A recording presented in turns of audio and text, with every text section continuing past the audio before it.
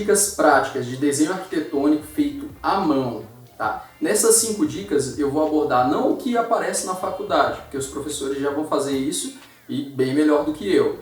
A primeira dica, que é uma das mais importantes para mim, é a dica dos materiais. Não compre materiais desnecessários. Então você não precisa comprar uma lista de materiais. Por exemplo, eu não uso transferidor, né, nos desenhos básicos. São desenhos básicos, você não precisa de um transferidor. Tem gente que utiliza. Eu não gosto de usar o compasso também. O compasso, para mim, eu não me adaptei ao desenho com compasso. Então o que eu faço são alguns truques e tal. Não precisa comprar uma lista de materiais para fazer um desenho básico, uma planta baixa, uma planta técnica, um corte, uma elevação. Você não precisa comprar esse tanto de material. Eu utilizei nessa planta técnica que eu estou mostrando aqui, eu utilizei só um lápis, pode ser um lápis um pouco mais rígido, então você faz os desenhos um pouquinho mais claros. Esse lápis só vai ser para rascunho, só vou utilizar esse lápis para rascunho. Uma caneta nanquim, aí pode ser a 08 ou a 07, tanto faz a que você escolher nessa faixa aí, até a 05 eu também uso. Uma caneta Stabilo, que é aquela mais fininha, mais baratinha também, Stabilo, só que essa tem que ser cinza, uma caneta Stabilo cinza. Uma borracha, a prancheta, eu uso prancheta, mas as pessoas podem usar uma mesa de jantar, você não precisa comprar uma prancheta e depois nem vai utilizar, às vezes nem vai utilizar. Eu tenho a minha prancheta porque eu gosto de desenhar outras coisas, não só desenho arquitetônico. O esquadro é legal porque aí você vai fazer as linhas verticais, provavelmente você vai usar mais para isso, e as linhas de ângulo. Eu utilizo as folhas presas na prancheta, então a régua paralela ela só vai usar realmente para as linhas horizontais, tá? E para apoiar o esquadro na hora que eu for fazer as linhas verticais. E o escalímetro. Então a gente tem o que? Nessa lista aí, nossa. Lápis, um lápis rígido, uma caneta nanquim 08, 07 ou 05, uma caneta Stabilo cinza, essa fininha, borracha, esquadro, escalímetro e o espaço para você colocar essa folha, né? E o papel, lógico, né? Então não precisa mais nenhum outro material. Você não precisa de mais nenhum outro material para fazer uma planta que fique bonita, decente e que vai ser nota 10. Essa é a primeira dica. Não compre materiais desnecessários. Dica número 2. A dica número 2 parece um pouquinho simples, parece corriqueiro, mas é muito importante. Limpeza. A dica número 2, ela vai te ajudar no resultado final do teu projeto, do teu desenho, do teu trabalho, e vai te manter organizado, tá? Então é super importante você manter a limpeza. Primeiro, limpar o local que você vai usar, limpar as ferramentas, então o esquadro dá para lavar, o escalímetro dá para lavar, a régua paralela dá para lavar também, a prancheta dá para limpar, se for uma mesa de jantar dá para limpar tranquilo, e você vai trabalhar sempre, depois que limpou tudo com água e sabão mesmo, você trabalha com álcool, passa uma flanela, de preferência flanela de algodão branco, porque aquelas amarelinhas e as outras acabam largando um pouquinho da tinta quando você coloca o álcool, então isso suja também. É super importante você limpar todo o espaço que você está utilizando e todas as ferramentas. Isso vai te dar um resultado final muito interessante. A dica número 3 é o esquadro. O esquadro, geralmente eu utilizo aquele esquadro grande. Para que serve o esquadro? Basicamente eu trabalho sempre com o esquadro para fazer as linhas verticais e as linhas onde a régua horizontal não alcança. Então uma linha de ângulo, uma diagonal que você for fazer 45 graus, sei lá, 30 graus, tudo isso daí você vai usar o esquadro, tá? Aquele esquadro grande.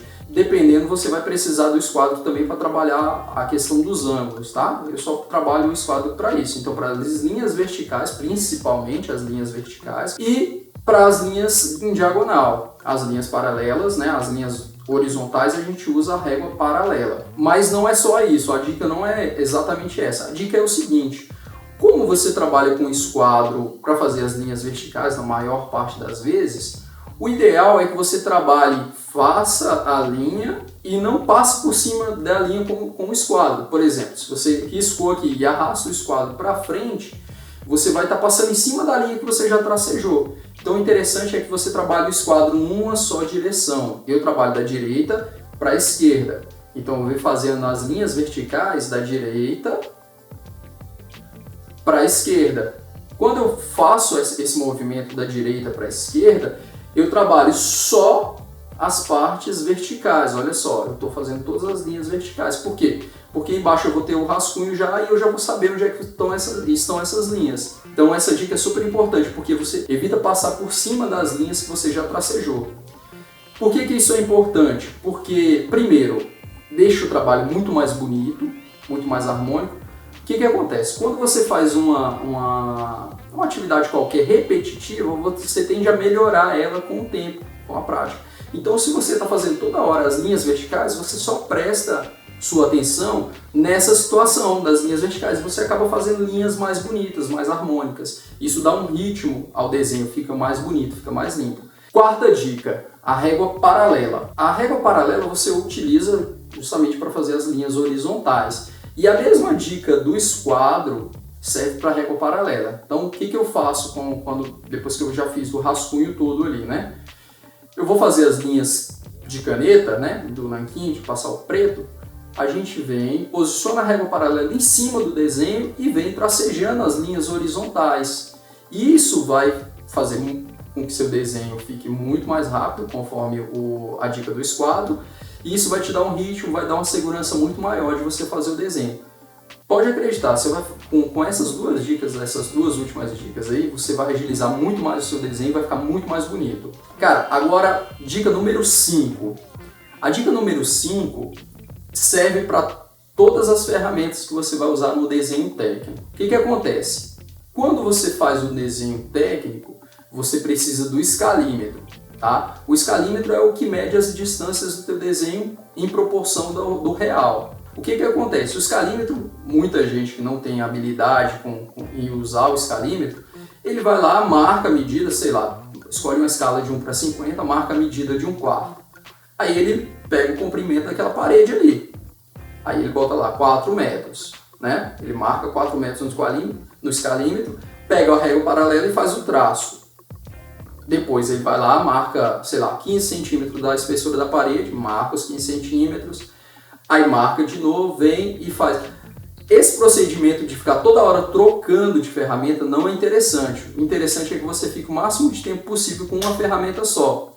Como é que a gente faz isso? A gente pega o escalímetro, marca ali um pontinho, aí marca 5 metros, vamos dizer que o quarto seja com 4 metros. Você marca 4 metros, faz os 2 pontinhos.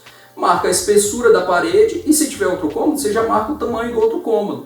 E depois a espessura da parede e depois o outro cômodo. Então você marca o máximo possível com o escalímetro. Marca ali com o lápis o máximo possível. Depois você vem com, se for o caso de ser linhas verticais, você vem com o esquadro e vai marcando as linhas ali verticais, vai tracejando as linhas verticais. Então nisso você só trocou uma vez de ferramenta e fez várias linhas.